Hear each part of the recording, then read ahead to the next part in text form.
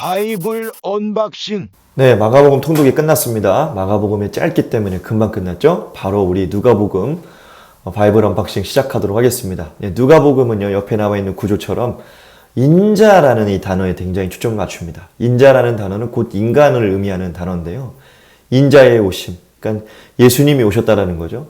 인자의 탄생으로부터 마지막 인자의 죽음 그리고 승리에 이르기까지 1장에서 11장 그리고 12장, 24장 이렇게 두 가지 파트로 나누어서 읽으시면 되겠습니다. 네, 여러분 옆에 나오시면 키워드들이 다 적혀 있으니까 이걸 보시고 통독을 하시면 되겠습니다. 넘어가 보겠습니다. 누가라는 인물이 등장을 합니다.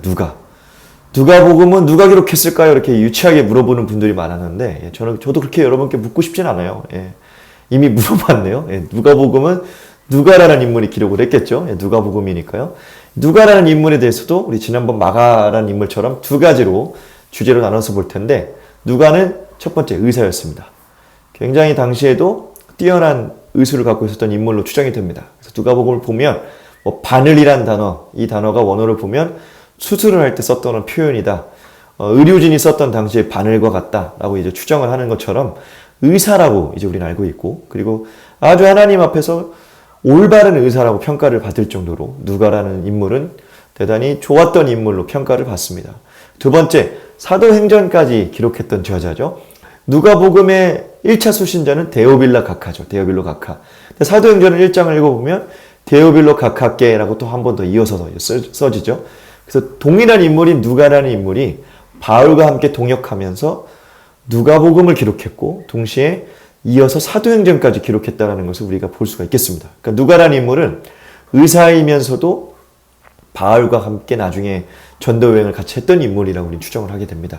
가까이에서 사도 바울의 인생을 보았던 사람이고, 그로부터 그의 간증을 들었던 인물입니다.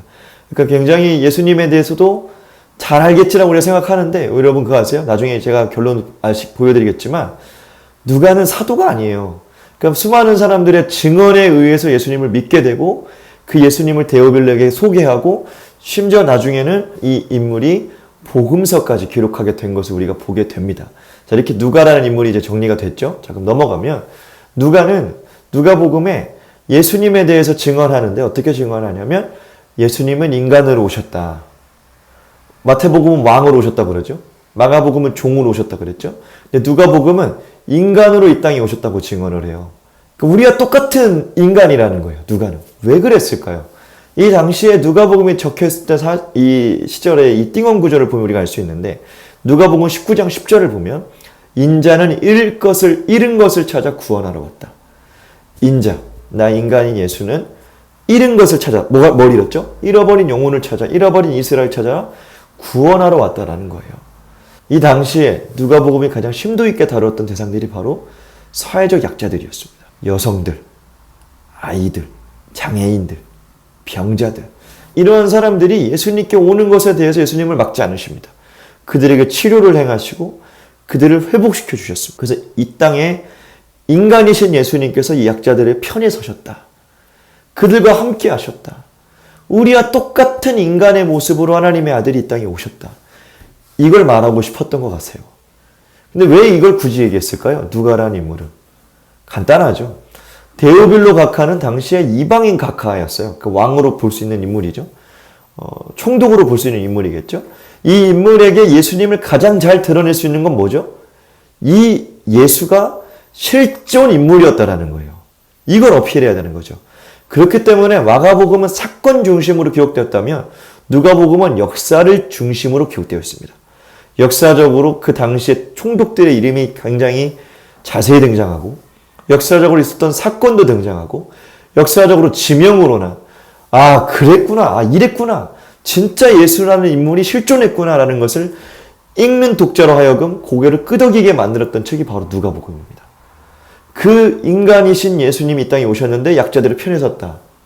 당시에 누구도 거들떠보지 않았던 이 인물들을 예수님이 가까이 오게 하셨다. 이게 누가복음이 말하고 있는 복음입니다. 다시 한번 강조드리지만 누가는 12사도가 아니었습니다. 아웃사이더예요. 여기 옆에 나와 있는 사파처럼 12명의 사도들이 있는데 여기에 누가는 속해 있지 않아요. 근데 여러분, 누가가 어떻게 해요? 복음서를 기록을 해요. 여러분, 우리 또한 어쩌면 아웃사이더죠. 그렇죠? 언약 백성이 아니었죠. 이방인들이었죠.